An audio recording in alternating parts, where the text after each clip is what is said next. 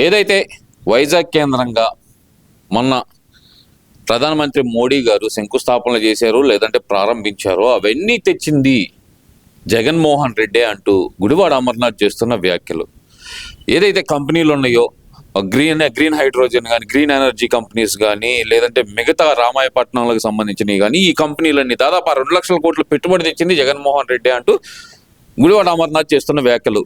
వీటిని మీరు సమర్థిస్తారా? కొంచెం మాట్లాడడానికి కూడా మనకి ఎంతో కొంత ఉండాలండి. 5 సంవత్సరాలు పరిపాలించారు. మొన్న కంపెనీలన్నింటినీ నెట్టేశారు. ఉన్న రాజధాని నాశనం చేసేశారు. రోడ్లన్నీ గుంతలమయం చేసేశారు. వ్యవస్థలన్నీ నిర్వీర్యం చేసి పడేసి ఈరోజు ప్రభుత్వ రంగాన్ని 6 నెలల పాటు పవన్ కళ్యాణ్ గారు కానీ చంద్రబాబు నాయుడు గారు కానీ నిరంతరం శ్రమించి కేంద్రంతో సత్సంబంధాలు పెట్టుకొని రైల్వే జోన్ల దగ్గర నుంచి రోడ్ల దగ్గర నుంచి ఎన్ఆర్జీఎస్ ఫండ్స్ దగ్గర నుంచి ఇప్పుడు మీరు చెప్పినట్టు రామాయపట్నం కానీ ఇతర శంకుస్థాపనలు అన్నీ కూడా నిరంతరం కష్టపడి అన్నీ తీసుకొని రాష్ట్రానికి మంచి చేయాలనే ఉద్దేశం తీసుకొస్తే వీళ్ళు మాత్రం ఆ రోజు ప్రెస్ మీట్లు పెట్టి కోడిగుడ్డు గాడిదగుడ్డు అని మాట్లాడ మంత్రులు ఈరోజు వచ్చి మేమే తెచ్చామని చూడడం చాలా హాస్యాస్పదం. అసలు వాళ్ళని అంత దారుణమైన పరిస్థితి మనం అనవసరం అసలు వారి గురించి మాట్లాడుకోవడం కూడా. అంటే ఇక్కడ ఆయన చెబుతుంది ఏంటంటే ఇవన్నీ మేమే తెచ్చాం కానీ మాకు చెప్పుకోవడం చేత కాలేదు అంటున్నాడు ఆయన. మరి ఏం చెప్పడం వచ్చంట కోడిగుడ్డు మీద ఏకలు వేయటమనో, ఇంకో మంత్రి ఏమో వల్గర్ లాంగ్వేజ్లో మాట్లాడటమనో, ఇంకొక ఆమె వచ్చి నన్ను రేపు చేస్తారు అవి చేస్తారు ఇవి చేస్తారు అవి మాట్లాడటం వాళ్ళకి వచ్చా.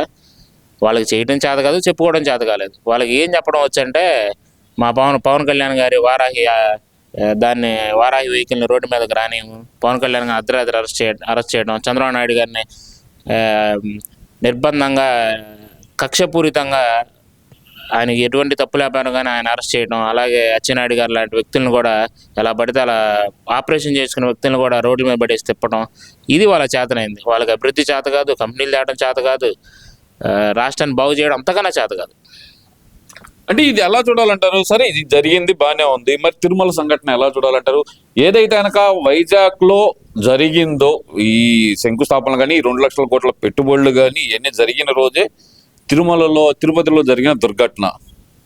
అంటే ఈ పెట్టుబడుల సంగతి బయటకు రాకుండా ఉండటానికి జరిగిందనుకోవచ్చు అంటారా? నిజంగా ప్రమాదవశాత్తు జరిగిందనుకోవచ్చు అంటారా? ఖచ్చితంగా వాళ్ళలాగా మేము అలా పడితే అలా మాట్లాడలేము. ఇప్పటికైతే మేమైతే దీన్ని ప్రమాదవశాత్తనే అనుకుంటున్నాం. సమగ్ర విచారణ కార్యక్రమం జరుగుతూ ఉంది. మాకు కూడా కొన్ని అనుమానాలు ఉన్నమాట అయితే వాస్తవం, కానీ ఆధారాలు లేకుండా ఎలా పడితే అలా మాట్లాడకూడదు కాబట్టి నేను మాట్లాడలేను. ఈరోజు విచారణ అనంతరం అన్ని నిజాలు బయటకు వస్తాయి.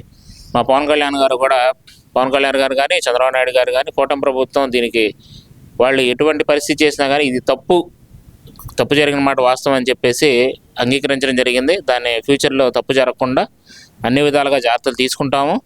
అలాగే ఇప్పుడు ఎవరైతే ఈ సంఘటన కారణమయ్యారో ప్రాథమిక విచారణ కింద కొంతమంది అధికారులను సస్పెండ్ చేయడం జరిగింది.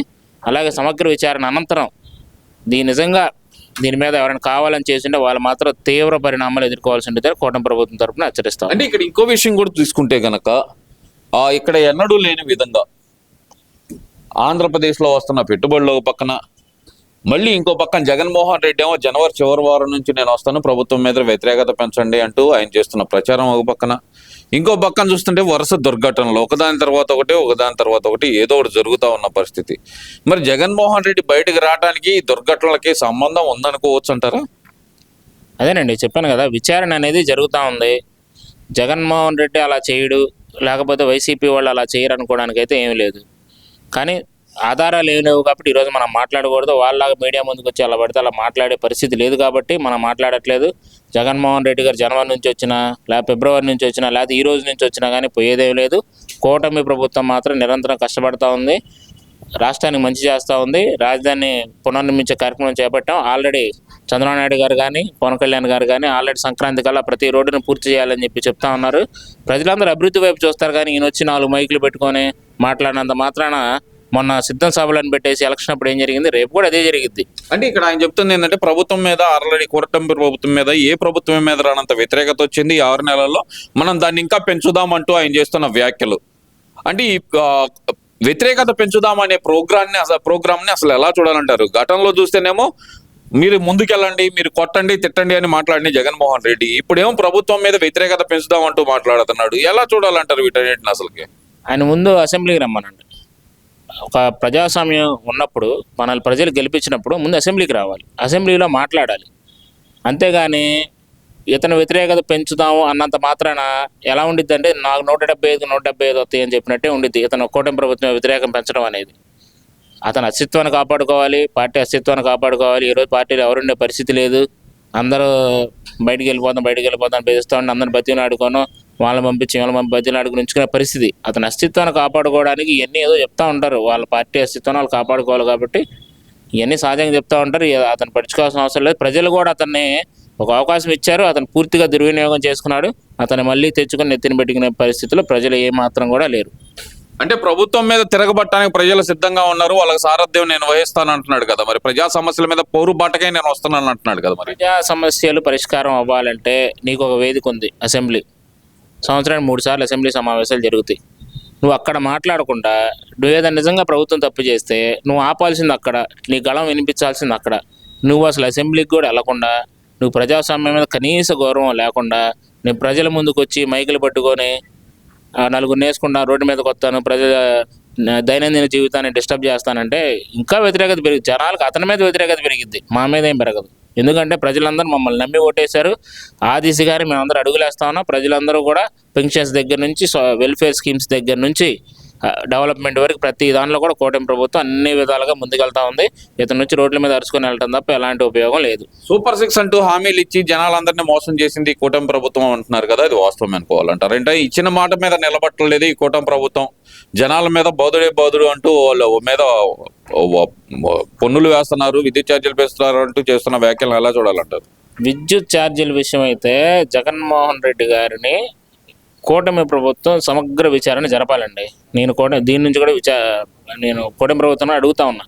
ఎందుకంటే క్లియర్గా అంతకుముందు ₹2.45 దొరికే విద్యుత్ యూనిట్ ₹2.90 కేవలం అదానీ కంపెనీ నుంచే ఎందుకు కొన్నారు?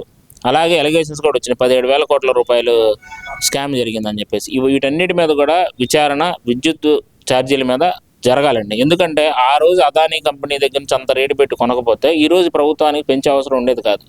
అందులో భాగంగానే మీరు ఇందాక చెప్పినట్టు హైడ్రోజన్ పవర్ తీసుకొస్తా ఉంది.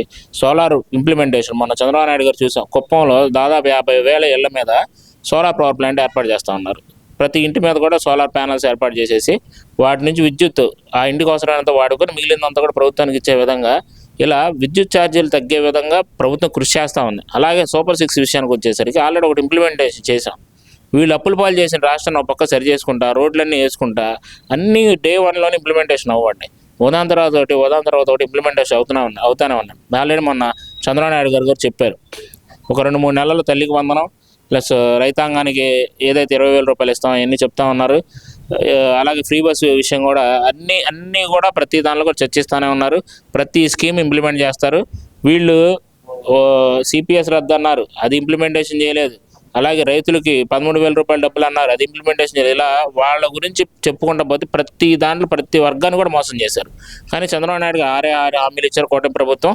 ఈ కూటమి ప్రభుత్వం 6 హామీలు నెరవేర్చితే ఆల్రెడీ ఒకటి ఇంప్లిమెంటేషన్ చేసింది, మిగిలిన 5 కూడా ఇంప్లిమెంటేషన్ చేసిద్దని చెప్పి ప్రజలు అయితే అందరూ నమ్ముతా ఉన్నారు. ప్రజలతో పాటు మేము కూడా అందరం కూడా నమ్ముతా ఉన్నాం.